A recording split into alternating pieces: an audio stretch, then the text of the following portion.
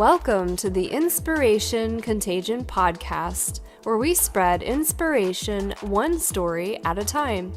I am your host, Holly Jean Jackson.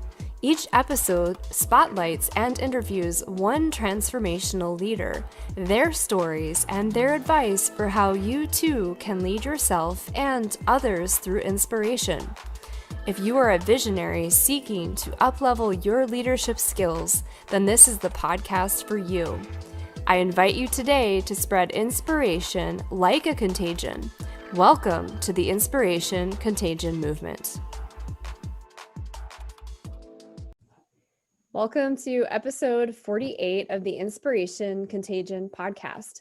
This week's episode is also being recorded for video, so if you'd prefer to watch, please check out the show notes for the YouTube link. This week's guest is Angel Ribo. Angel is known as the CEO confidant. He is an influencer, international TV host, public speaker, CEO consultant, board member, and philanthropist. In the last 21 years, Angel has empowered more than 1,500 CEOs in 33 different countries. He was born near Barcelona and has lived in 8 countries and speaks 5 languages. Established entrepreneurs and corporate CEOs hire Angel to bridge the gap globally for expansion and exposure. Angel sits on the board of the Evolutionary Business Council, an organization with more than 350 global transformational leaders, with a combined reach of well over 600 million people. Angel is based in Texas, and in early 2017, he launched his international foundation, Wisdom for Kids. And he has helped more than 1,000 underprivileged kids in Latin America become entrepreneurs using their local resources. With that, welcome, Angel. Thank you. Thank you very much for having me in your show. I love number 48. It's a great number. It is a good number. And I feel like your name is really appropriate. That's amazing, the incredible impact you've had, especially in children's lives. So thank you. You're like, they're Angel. That's incredible. Thank you. I have to say that probably my 3 kids have been a great school for me. Really, being really honest, I have a 20, a 12, and a 10, and they have really been, and they continue to be a great school for me. But thank you. Obviously, thank you very much for having me, for your nice words, and to everybody who's listening to us today, Holly. Yeah, absolutely. And I was hoping you could just tell our listeners a little bit more about who you are and your background. Thank you. Yes, I think you've described very well what I do, so I'm going to say something different with your permission. So I consider myself someone who is here really to connect the unconnected. I think that there's a lot of people that have lost their connection, socially speaking, and I think that probably for the last, right now it's January. I think I know that this is going to air in March, so it's going to be probably now March when you listen to this. But it's been over a year already that a lot of people really think that believe that they have lost the connection. They have lost the connection to friends, to themselves, to some relatives, to a lot of different people. So I consider myself a connector of the unconnected. That's why exposure has been always for me very important, not for the sake of, a lot of people know who I am. No, just because of what I do. And I think that your exposure is only as good as what you do with it. I always, thrive, and obviously this is a great place to be, Holly, thank you, to increase my exposure. But, as far as I'm able to use that exposure to connect the unconnected. So that's why, someone who had worked for so many large corporations, who helping them to accelerate the growth of their businesses, reaching out to all this, the top layer of those companies, and being able to connect them, my experience and my entrepreneurship, humbly, my entrepreneurship skills to help the most underprivileged. That's been a blessing. And why Latin America? Because I lived in Latin America for 10 years and I worked there for almost 15 years. And we're talking about just there, like 81 million kids that were in poverty there in 2012. So that's basically me. I think that connecting the unconnected is a very nice way I like to explain, to explain what I do in this world. I love that. And I have to say personally, this past year, while face-to-face connection has been much lower, I have never felt more connected to people in the world than this past year. I have met through my podcast and through just LinkedIn, just connections, more people that I've become close friends with or collaborators with than I have in years or decades. But I like what you're saying. There are people that are very disconnected right now. They might not have access to technology, and that's extremely difficult to navigate during COVID. So I'm glad to hear that you're working with people to connect them. Yes, thank you. And as you know, my work is done. I'm mostly on LinkedIn, and I'm all on all social media outlets. But I'm there, and because I really like to link myself and my business and my purpose and my inspiration with people. And when I was talking to our volunteers in the field, our Wisdom for Kids volunteer, which is my international foundation, throughout this year, I mean, they were all saying the same thing. We can't see the kids. We can't see the kids. We've lost that possibility to be around them because obviously of all the restrictions that are now in place. And we can't wait to see them again. We can't wait to be there with them, to inspire them, to help them become entrepreneurs, to help them be better people in their lives, to be, these change makers in their communities. Which is at the end of the day, entrepreneur is someone that really changes their community. And you very well said that. Now we are really blessed because we have been able to increase our connections throughout this time, probably because we said, okay, so regardless of what's happening around us, that's what we stand up for. That's what we are here to do. And we're going to do it no matter what, and it's awesome because probably that's made many of us to bloom and to go for strategies that maybe we didn't think of before. So I think it's a great time that we're living. Yeah, absolutely. It's definitely a super interesting time to be alive. It's kind of like this big experiment that we're not really sure how it's going to end up, but that's the whole point.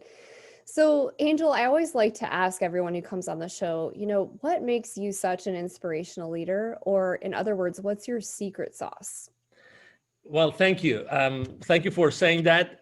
I would say that my inspiration comes from really my essence, and it comes from what I do every single day, right? It comes from what I say to every single podcast host, or what I say to my employees or to my family members every single day. I think that I have been blessed of having a great life and working internationally in so many countries and doing so many things. And I think that everything that I had to learn from all those cultures and from all the people I've been dealing with, I mean, behind all those 1,500 companies and business leaders, there's obviously a lot of teams of a lot of people. There's a lot of people in my own teams throughout my life that have helped me to do that. So I think that it's my experience in my life that has allowed me to be who I am, and being able to make decisions, important decisions in difficult times in my life. I think that everything has made me someone unique. But let me tell you something. I don't think that I'm more unique than anybody else that is listening to us. Maybe the only difference is that, I have taken action and you have taken action. My favorite mantra is take imperfect action now. Take imperfect action now. I think that the people listening to us right now, they already have inside of them that unique experience. They have had this unique life. They have done those unique things. And there's a lot of people out there that they need their inspiration. They need their experience. They need their expertise and their knowledge. It's up to them if they take action or not. So again, I think that we all can inspire someone. I always think that every time I'm on an interview, there's someone that is going to listen to this, conversation between Holly and myself, and we'll learn something. And just if there's only one person today that likes the message and likes what we're talking about, oh my God, that's amazing, because we've been able to change the life of that person forever. That's the beauty of having those conversations. And that's why I think that having conversations is so important. Let me add something that I just saw this morning on LinkedIn. As you know, the consumption of podcast content has increased dramatically since last year. Well, when as you said it very well, when this experiment started, right? So, and the headline was something like, podcast, is not the right way to make money. That was literally, and it was the number one news on LinkedIn this morning. I think it was this morning or yesterday. And I was thinking to myself, yes, but I think that you're missing the point here, which is, what about the inspiration? What about those lives that all these podcast hosts and shows, are being exposed to, all these people that are listening to those conversations, and they might take action after listening to all those conversations. So so then the question is, how do you measure wealth? And I think that if we are able to contribute all of our, all the millions of guests and hosts in all the, podcast shows in the world, if we're able to contribute to changing this world somehow, oh my God, how much wealth it is, and it is going to be generated. Yeah, that's really an interesting perspective. And I mean, I agree. I think it's difficult to monetize a podcast unless you're in the top, 50 or 100 of Apple Podcasts, and that's very difficult to do. But I think podcasts are really powerful for movements and for helping people take action. So like you were saying earlier, there's the inspiration, and then the only difference between success or hitting that inspirational idea is the people that take action and the people that don't. So there's the inspiration coupled with the motivation, which is the movement and taking action towards accomplishing that goal. And so I think what podcasts do, especially ones with leadership and tangible things that people can do and stories that people can relate to, help us build that movement and help those people start to take action because they can see themselves in that story.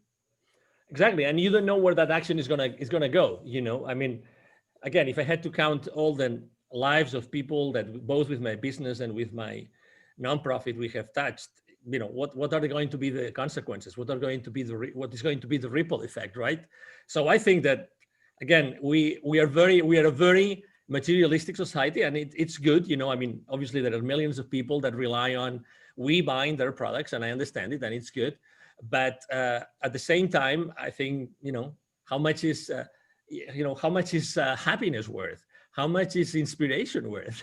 How much is a good message worth? How much is peace of mind worth? How many people don't really want to wake up in the morning? How many people, I mean, you've probably seen this. I mean, it's not in mainstream media, and I don't have anything against them, obviously, but how many people, I mean, what about the depressions? What about the suicide rates? What about all those mental health diseases that have increased so much for the last 12 to 14 months? Nobody's talking about them. And it's a reality. I really believe that there's a lot of people in need, both business and so professional and personal wise. And we are here to help them, and we are here to inspire them. I really think that there's some healing behind what we do every single day, Holly. Yeah, absolutely. I think what you're describing too is, social wealth and having those connections, having that inspiration. I know for me, when I'm interviewing people, it's inspiring. It gives you kind of these new insights and new perspectives and provides a lot of value. So since you're describing how it's more than just tangible physical wealth and capital where you're buying physical things, how would you define success for yourself today, and how did you arrive at that definition? Well, to be honest, for me, success is to be able to be excited and passionate, to wake up in the morning, to have a wonderful place of peace of mind, and throughout the day, to be able to experience fully my life with my friends, with my coworkers, with my team, with my family members. This is for me wealth, to be honest, to have this absolute, peace of mind in which I can really thrive every single day without having to worry about anything. That's for me wealth, total wealth. I've made a lot of money throughout my life. I've had great jobs. I've been able to close great deals, you name it, as millions of people in the world. But at the end of the day, nothing compares to this happiness. Nothing compares to being yourself and being able to do whatever you want. Right now, both you and me, we could be doing something else, but we chose to be here. We chose to be, an inspiration contagion. That's what we chose to do. And we do it really, because we really believe in the mission that we have behind us. And that's more important. So I'm able to do this because, I really believe I'm wealthy because I'm able to do this. I'm able to set up this appointment with you and have this conversation with you. And really being able to choose every single moment in my life to choose what I'm going to do with it, what I'm going to do with my time. That's real wealth for me. Yeah, I love that. And I guess my follow-up question to that would be for people that might be listening and they're saying to themselves, great, but it kind of requires some of that actual cash wealth in order for me to have the freedom to choose and select how I spend my time. So I would share with them first, and then I'll have you respond. I find that it's really important when we don't have that external validation of, income. We haven't hit the, goal that we're trying to achieve. We haven't hit the next level in corporate America, whatever that next goal is. It's so important that we choose in the moment to be happy. We can choose to have a good perspective and enjoy the journey. But I also want to hear what you would say to people that are still struggling financially, and so they don't have as much freedom to make those choices. Number one, I've been there. Okay, believe it or not, I've been there. I've been struggling financially myself. So that's the first thing. Second thing, I know a lot of people that have been struggling financially, a lot, like a lot. And guess what? Guess what? You will always survive. You always thrive. You always eventually go back to a place of safety. So you have a choice. You have a choice right now. Okay, so keep on digging, keep on focusing on that you don't have, or focusing on what you already have, and focusing on those thoughts, those memories where you already were thriving and you were happy and you had everything that you wanted. You know, get really stuck on those thoughts as opposed to what you're feeling that could happen, what you are, fearing or fearful of what might happen in the future, right? So the reality is that, there's something in this dimension that we live, whatever you want to call it, okay, that has our back. It's a reality, regardless of what we're going through right now. We will eventually thrive, we will eventually succeed, we will eventually be in the right place. So instead of thinking that the worst is going to happen and you're going to lose your house and you will have to move out and you will lose your vehicles and you name it, why don't you think that everything is going to be all right? And everything is going to be all right because you've already been in many, many, many different instances in your life in which you are going to be all right. So, I myself believe that at some point, I mean, I don't believe that when we die, everything is done and terminated and there's nothing after that. I don't believe that.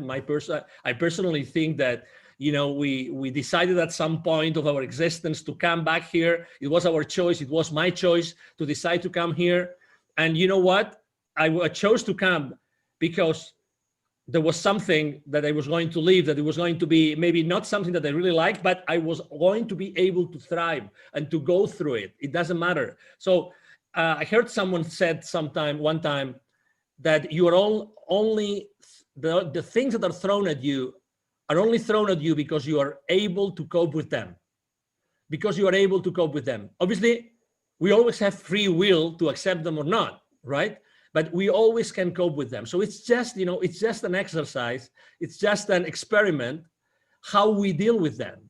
But we have this choice. So my advice, if I may, to you would be, embrace that choice, embrace that challenge, and try focus your energy completely of going out of that place where you are now. And you will, because you have always succeeded in doing it. Really, I mean, I know it's difficult. I know there's a lot of fear out there. There's a lot of uncertainty. Regardless, you will make it happen. You will succeed. You will really, really, really go to the other side of the tunnel that you might think that you are in right now. Yeah, I love that. And I have a lot of clients this past year and from 2020 that had so many challenges personally, professionally, spiritually, mentally, like you name it. And I'm sure you have the same experience, Angel. And I just keep reminding them, like, okay, well, what are you learning right now during these challenges? And okay, cool. So from that lesson, how can you apply that to helping your customers? Because they're probably going through the same thing. And that's where the light bulb starts going off is, oh, well, wait a second, this isn't happening to me. It's probably happening for me, which is really difficult when you're in the middle of a challenge or an obstacle to see the silver lining or the lesson behind it. But it is really an important shift in perspective. And I also like the reminder of not focusing on the fear and not going down the should have, could have, what if train, and instead focusing on what you're grateful for today. Those are really, really great pointers. Yes. And, obviously what's happening right now in the world is global, right? It's 7.5 billion people going through the same thing, right? At certain different levels of restrictions, different levels of, lifestyles. I mean, but it's happening globally. So you are one of the heroes, literally, you're one of the heroes that have been given the chance to live this.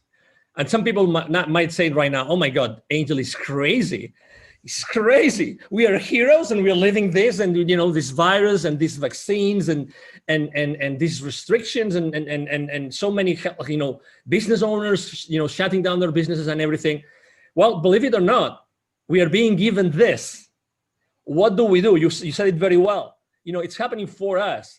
So this is an opportunity for us to think differently about how to deal with our lives, with our professional careers, and with our clients, and with everybody around us. Really, this is a blessing. This is a blessing. It doesn't look like it's a blessing because, again, I think that, and we haven't mentioned this today, but I think that we have to recover our power and our energy. Don't pay so much attention to what's going on around you. Don't go really, because if you want to be X number of hours in front of your TV set and listening to news or reading to news on social media, it's up to you. You can do it, but don't allow that to take the power, your personal power, away from you. It's you. Nobody should be taking that power away. And that power you can use for whatever you want in your life. You can still create wonderful things. You can still, try to focus on, those videos, those pictures, those photos from those trips, all those things that really inspire you and take you to this very nice place, mentally and intellectually. Do that instead.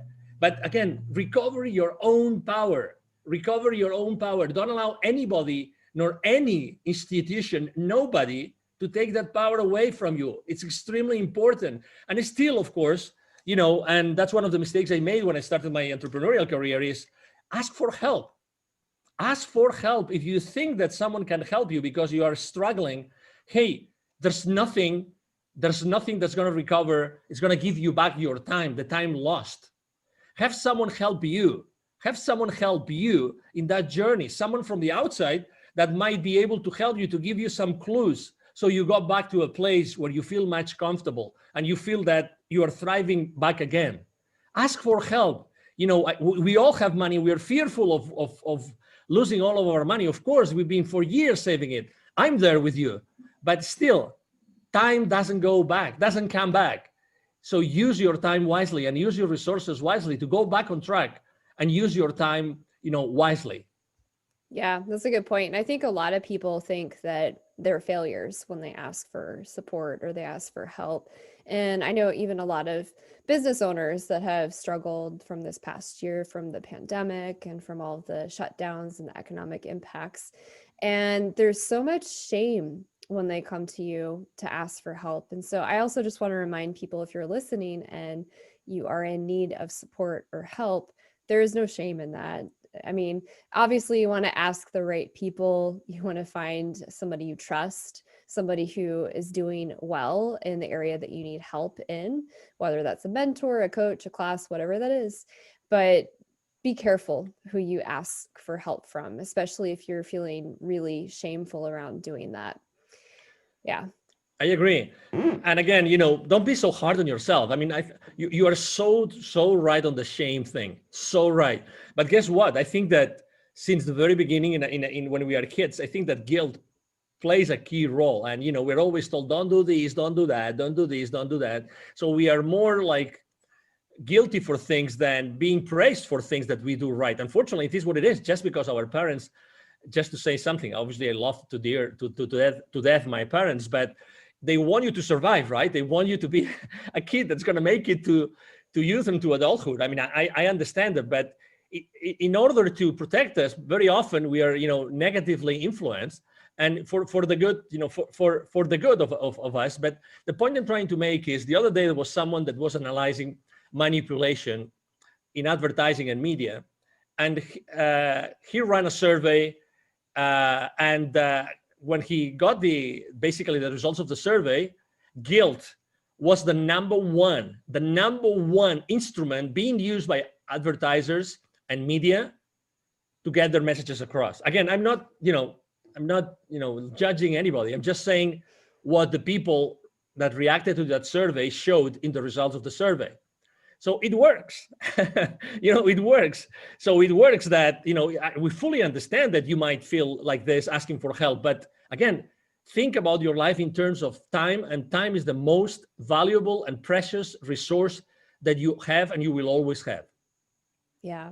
Yeah. And your health is equally important. And, if you're not taking care of yourself and your health, then your time is even more limited. Mm-hmm. So I would advise you to invest wisely your time, resources, and health during this next 6 months to a year. So I also wanted to ask you, you've kind of shared a lot of inspiring stories, but is there a particular story of inspiration that you're known for? Well, I have had in my life probably like two very deep, spiritual experiences that have made me make dramatic changes in my life, right? One was after reading a book which is called The Celestine Prophecy by James Redfield. I love the cells. I feel the same way. That changed my life forever. It's amazing. Yeah. So what I was really having chills right now when you were saying this, I'm just having chills again. So when I was reading that book, I said, oh my God, I should have read this book like when I was in elementary school. That's me. I mean, that's how I perceive the world. That's what really everything is about in this, whatever it is that we live in. So I remember I was living in the UK at that time, and they gave me this book. And I finished reading that book, and I was in a specific place. It was in a holiday resort in Cuba, the second in a villa, a very nice place, blah, blah, blah, whatever. But when I finished reading that book, I turned the page and I had this incredible rush of energy for the first time in my life. And I didn't know what it was, but everything that I had read in that book, I mean, for the ones that haven't read it, it's about, a series of scrolls from the Amazonian forest of Peru, and, amazing things about those scrolls. And it's just amazing the way it's being explained. James Redfield is a genius. So when I finished reading that, I said, oh my God, I have to do something with my life. And I decided at that point, it was February, beginning of March in 2001, I had to move from Europe to Latin America. I went back to Europe, and all my bosses said, you're crazy. You want to go to Latin America? Really? You mean you want to go from London? Great position, great future, great career, great salary, everything. You want to go to the third world country? You're crazy. And I said, yes, why not? Why not? Oh my God, my life changed forever. And that was the first time. And again, it was a book. So again, books is something that I think that we have forgotten. Now that everybody, is trying to say, no, anything is justifiable, and you can find anything on any website, and that is supposed to be truth just because it's on a website. Go back to the books. Go back to reading books. Go back to be reading like hardcover books, hard printed books, because they're going to inspire you. There's millions and millions of amazing books that can change your life. Again, looking for inspiration, which this show is about, Holly. Oh my gosh, I could talk for days about the Celestine Prophecy. One of my favorite words is serendipity. And in the Celestine Prophecy, one of the first scrolls that they discover and they teach about through this story is coincidences, and how when we run across somebody a couple times, or we experience deja vu, or something's really serendipitous, a happy accident, it means something. It means we should be paying more attention to that. And so ever since I read that book, which I was in my early 20s when I read that, if I run into somebody multiple times, the third time or second time I run into them, I'm like, hey, I think we're supposed to connect about something. Is there something you wanted to share with me? And every time I do that, there's some profound thing. And they're like, how did you know? It's incredible. It's like these simple things. And totally. Yeah, that's one of the first books that I read that transformed my life and really defined a lot of things for me spiritually as well. So I'm glad you brought that up. Oh yeah, and again, it's a fiction book, but with a very strong, solid message. And there are more books out there, but this one, I mean, it's just the one I remember in my childhood. Maybe another one that I don't know if I will be able to translate it the name in Spanish. It's from Richard Bach. Richard Bach. Excuse me, into English. The name of the is Johann Sebastian Siegel. That's the name of Yeah, the. I have read that. Okay, good, good, good, good. You see? Yeah. And well, let me tell you, by the way, to the audience, Holly and I, it's the first time ever we speak just a few minutes before this show. So no wonder why we had to do this show together, right, Holly? Yeah, no, there's a lot of serendipity. I feel like we could probably have like a whole podcast just on books to read, but anyways, I digress. Yeah, that's another nice book. I mean, different obviously, but I mean, if I had to recommend one only book to anybody, it would be The Celestine Prophecy by James Redfield. Yeah, that's my top recommendation too. The interesting thing about it is sometimes something that is fictional, and I'm putting that on in air quotes for those of you that are listening, rings so true. Like the message behind it, you just cannot argue. And that might sound crazy to some people, but I don't know. There's just certain messages that I think they reach us at the core, at the energetic level, and we just know that they're true, and it transforms our life in some way. So that's pretty exciting. Yes. That's an inspiring story. So you identified as a storyteller leader, and I wanted to ask, do you believe that using stories to inspire and lead is important? I think it is, because if you basically bring up something which has happened around you, which is a reality and which involves other people, which involves, and other places, other circumstances. And I think that with everything that's going on in the world, another important aspect of our lives that I think we had terribly forgotten was to go back to our elders, was to go back to the grandparents, to the great grandparents, and ask them for advice. Really, when there's a lot of, as you know, there's a lot of civilizations and cultures that they still not only value a lot what they have to say, but they also make it a purpose, like to daily or weekly sit around them, be with them, and listen to them, not to put them in nursing homes or hospices and have them there until they die. No. Like be next to them to listen to stories. And that's the point I wanted to make. I remember in Spain, my family is originally from a place called north of Spain, close to the French border. And I remember when I was going to visit my grandparent, we're originally from a place in the country in the north of Spain, and he would always tell me stories. And I remember the story of his father going to a Benedictine monastery to learn. So he would literally walk and try to, by any means of transportation in the 1800s, go from this countryside area in the north of Spain to this Benedictine monastery just to learn certain things. Then he would tell me also the stories about, this other member of the family that actually in the 1890 something, he actually went from Spain to Cuba to try to rescue Cuba from the attack of the Americans. So this war between Spain and the US in the last part of the 19th century. So all those things, how can you not? I mean, I'm still remembering them. I remember them, and I think my grandfather died in 1980 something, 85 or 86. So I still remember those stories. And those stories are stories that doing something unconventional, doing something like I just wanted to do it because I thought that that would give me an additional knowledge, an additional edge, an additional wisdom that I needed in my life. Instead of being there comfortable in that area, they decided to go to these two different places in the world to achieve different goals. So the stories are powerful. Stories are powerful because you don't know what the story is going to end up. I have a great friend who has an incredible business. What she does is actually she gives different people the first statement, the first few words, and she's asking them to write a whole chapter with that initial sentence. So she just gives these people the initial sentence, and they have to finish the sentence, making up a story. They can talk about anything in 2,000 words, just with the first few words. everybody explains a completely different story. Everybody. And then what she does, she's already working on this. She's already working on his first book. She publishes the book.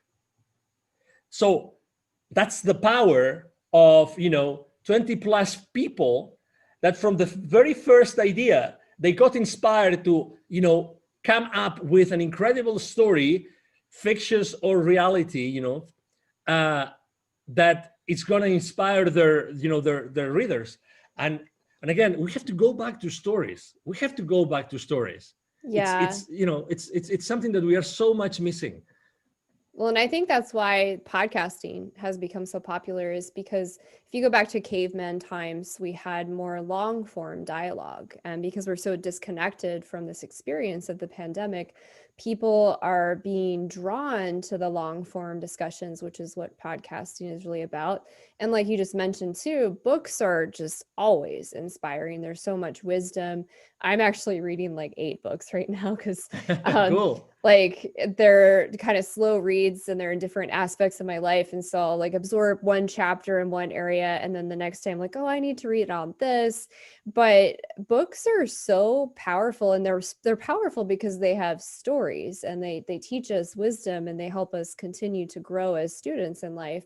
So I think that's why podcasting and books are hopefully making a comeback, is because we're missing that long form story element where we can connect to each other and rebuild that community element.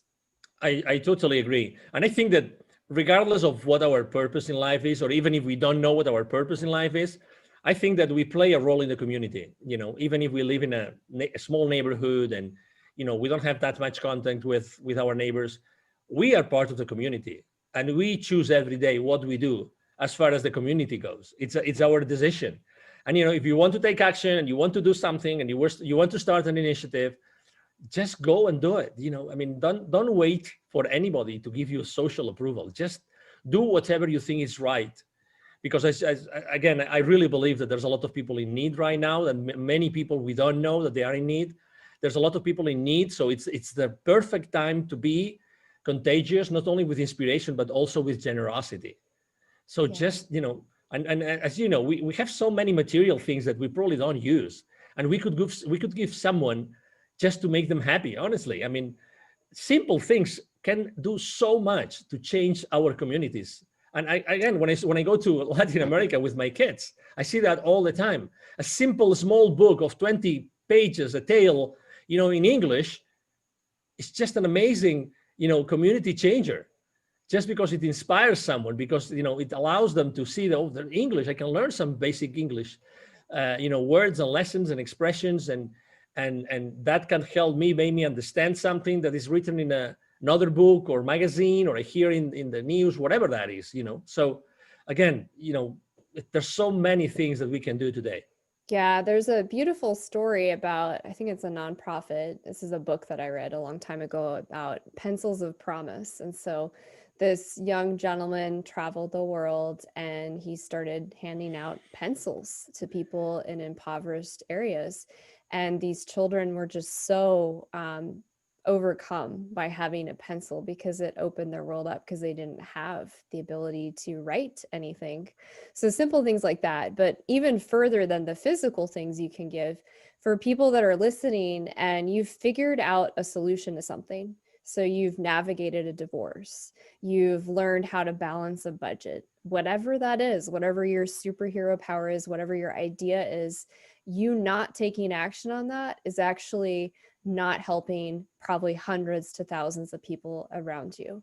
So instead of letting fear run your, agenda and not taking action because you're afraid you'll fail, think about all the people you could be helping transform their lives. Exactly. And it's your decision. I remember one of the questions I asked myself before creating Wisdom for Kids was, if it's not me, who's going to do it? Who's going to be connecting this, underprivileged 81 million kids to the people that are totally connected and are part of the economy, and they are not? Who is going to do it? Who can do something about it? And the response was, well, probably me. So why not? Why not? Why not doing it now? So, that really helped me a lot. The why not is is an expression I use a lot. So I think I like it a lot.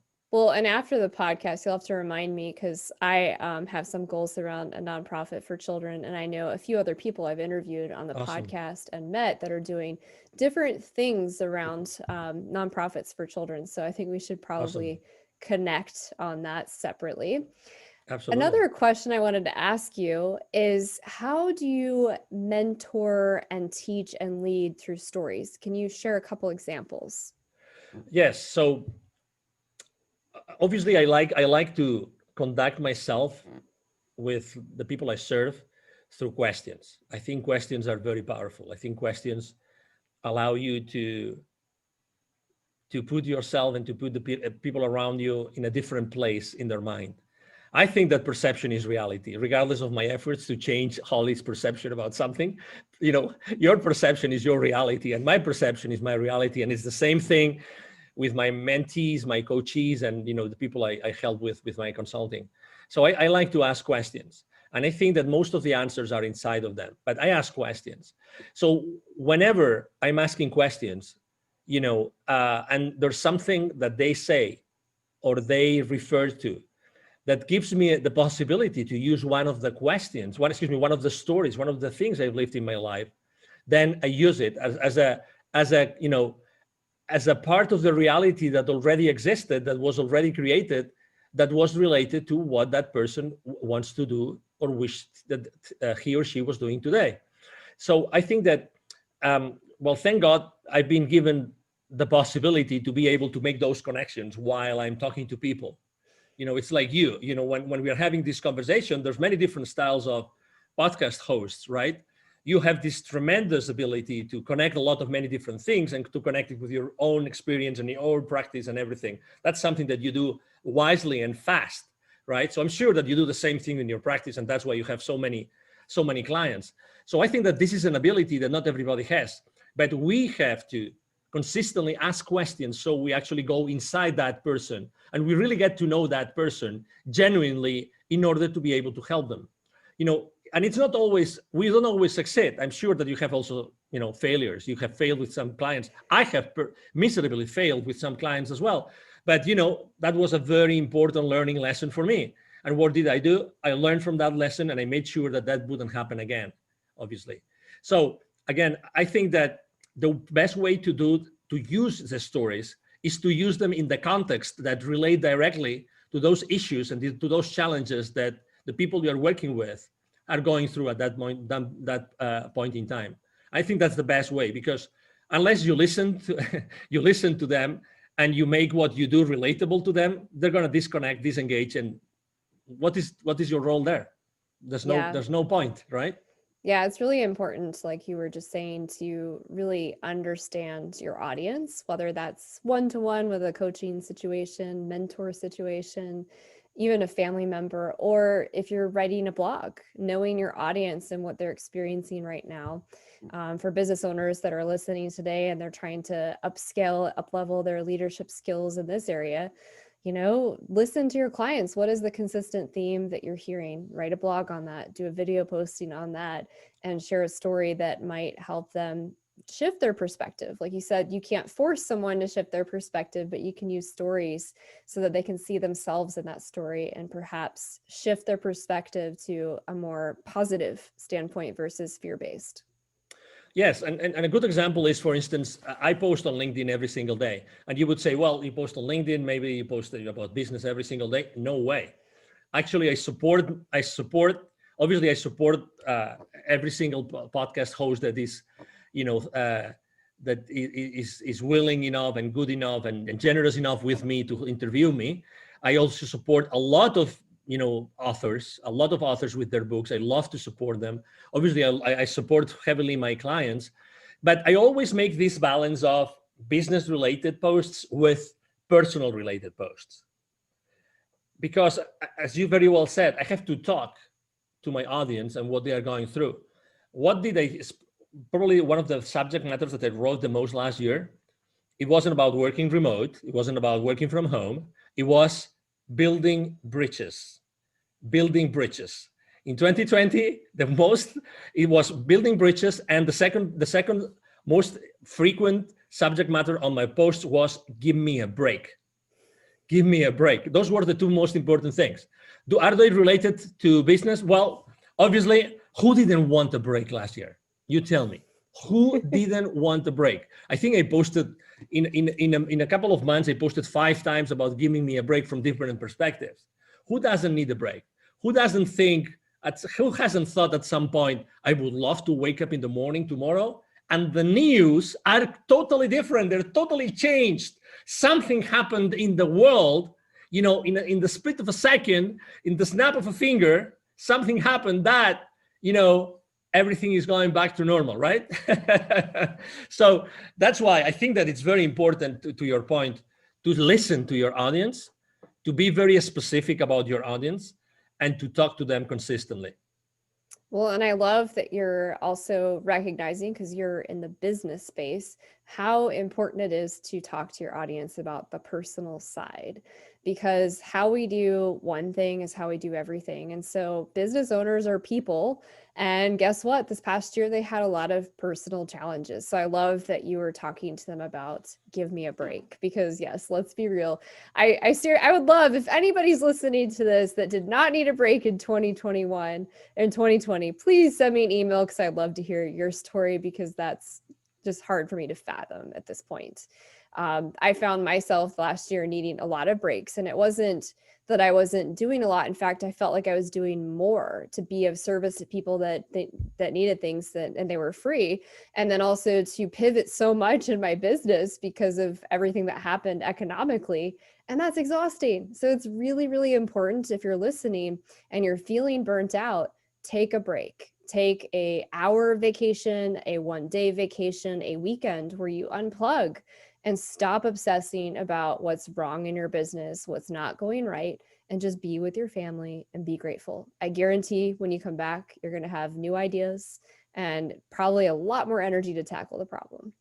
Yes, we all need a break. The ones that haven't had a break yet, we all need a break. Take a break. The world will carry on without you.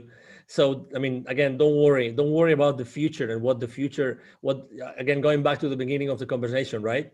So you choose what you do with your mind and where you focus your energy. You choose to do that. And I hope that, you had a little bit more of inspiration to probably look at somewhere else and focus your energy on doing something else. It's really your choice, even though it looks that it's not sometimes. Yeah. And to really bring that home for people, I'm curious, is there an example from this past year working with a client, you don't have to share names or specifics, of how you mentored them through almost getting to a breakdown and taking a break?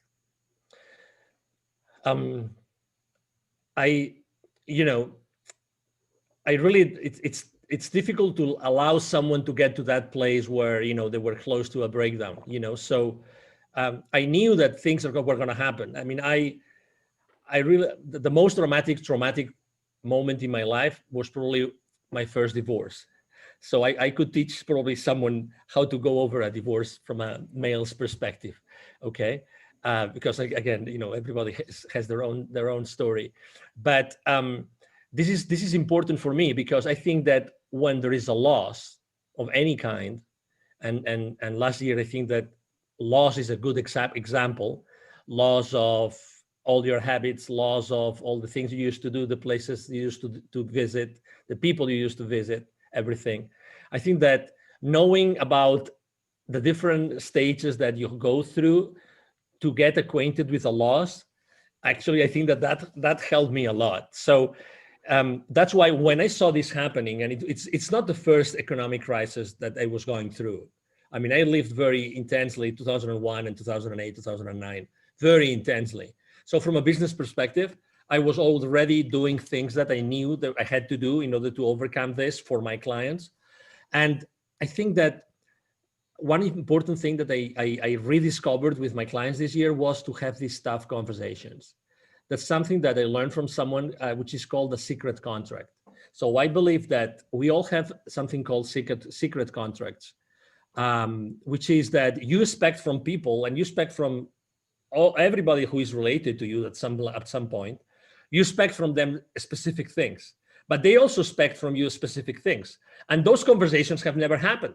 So you expect things from your partner, from your kids, from your parents, from your friends, from your business partners, from your clients, and the same thing the other way around. But guess what? Those expectations have never been substantiated, right, on a conversation. You've never had those conversations. So in this moment, in which in that moment last year, in which our minds were going so fast, spinning, spinning. I think that having those conversations and say, okay, calm down, let's collect ourselves, and let's talk about this. So what are the options? What's going to happen? What might happen? What we don't know that might happen. Okay, so there's all these things being said. We're being told all those things, but what is really going to happen? What is uncertain? What is certain? And then help them navigate in that environment of certainty versus uncertainty.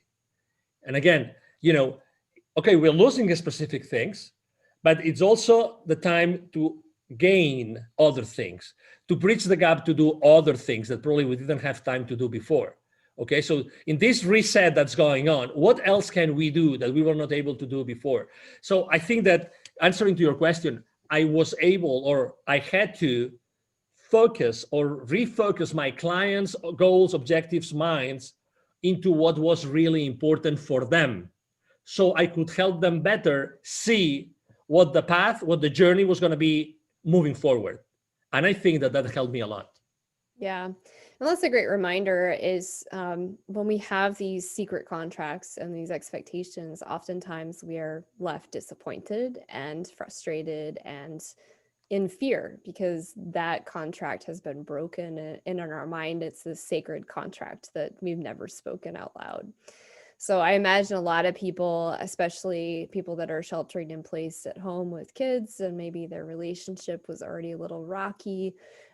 This is making those difficult conversations come to the surface faster. I think it's the same thing with business owners that had to pivot a lot to try to survive, or maybe they didn't make it. So yeah, a lot of those difficult conversations are happening, but like you were kind of alluding to, that's also allowing people to see what's most important, which is really great and really insightful so that they can realign their life and their business and where they're headed in this year. Absolutely. Yeah. Yeah, I agree. And again, it's our choice. It's our choice to decide what we want to do. We have, honestly, I think that we have an incredible, ahead of us, an incredible time to do incredible things, to pivot, as you said, to reinvent ourselves, to decide what we want to do with our lives.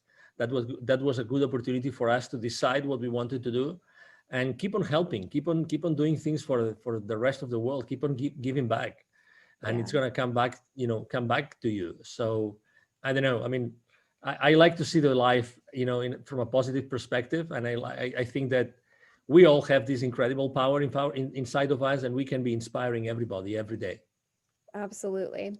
Well, this has been great. We're actually going to move on to the lightning round of questions. I am pretty sure I know the answer to your first question. What's your favorite book? Yeah, it's The Celestine Prophecy by James Redfield. Thank you. Excellent. What networking or community group do you love the most? Well, I like very much the Evolutionary Business Council, the one that you mentioned originally, because it's a group of transformational leaders, and we actually have a huge outreach to reach the world, to change the way that the world is doing business today. Excellent. What's the best piece of advice you could share with others today? Take imperfect action now. Excellent. And if you could share one message with the entire world, what would that be? You are an incredible human being, and with an unstoppable, capacity to change the world. Just you inside of you right now. So just please be aware of this and take action, whatever it is. Take an action, even if it's a small, to start, living the rest of your life today. Love that. And what's the legacy you wish to leave behind? Well, a series of examples of, how can we live this world? How can we actually take action in this world every single day and use that energy that we were given when we were born to do good things? As if I'm able to live, good examples of good people that are doing good in their businesses and in their lives, in the millions, I think that will be a very nice legacy. I love that. All right, so Angel, this has been great. Angel's been really generous. He's offering a free gift to our listeners. He has a free 15-minute business consultation. To get that, just go to his LinkedIn page, and that will be in the show notes, the link for that. And you can use the calendar link there to book some time with him. Absolutely. And I don't know about you, but he's pretty inspiring. He's got some pretty good information, so you should check that out. I will also have a link to his website and other social media handles as well in the show notes. Anything else you'd like to add, Angel? No, just thank you very much for allowing me to be here. Thank you to everybody listening to us today. And if I may just share the email address with everybody. You said very well that I am on LinkedIn, very active on LinkedIn every single day. If you want to reach out to me directly, just send me an email. It's very easy. It's angel@angelribo.com. Ribo is my last name, spelled like R-I-B as in boy O. Again, angel@angelribo.com. And I will be very, very glad to respond to your email. I respond, either my team or myself, we will respond to your email. And again, thank you for the opportunity to serve you today. Excellent. Thank you so much, Angel. This has been a wonderful interview. You bet. Thank you. Thank you. So how can Inspiration Contagion help you today? There are 3 ways. Number 1, make sure you subscribe to the podcast on the podcast listener of your choice so that you get newly released weekly interviews with transformational leaders from all around the world. They're going to provide practical, actionable tips for you that you can take and implement today. Number 2, if you have a burning problem or you're having some challenges, but you're not really sure where to start, so go ahead and visit hollyjeanjackson.com/events and find an event online that suits your needs so you can begin exploring and learning more today. Number 3, if you have a specific issue or challenge you're facing today, a burning issue that you need to resolve right now. Perhaps you're trying to build your guilt-free business. Perhaps you're trying to build an online product. Or you're facing some challenges with technology in your business. You're trying to scale to that next level. Regardless of what the challenge is, go to hollyjeanjackson.com and then visit the services section and schedule an appointment. I'd love to offer my listeners a complimentary coaching call so we can figure out and get to the bottom of your problem and explore if coaching is a good fit for you. Those are the 3 ways Inspiration Contagion can help you today. Remember, nothing changes without action, so be sure to take action today.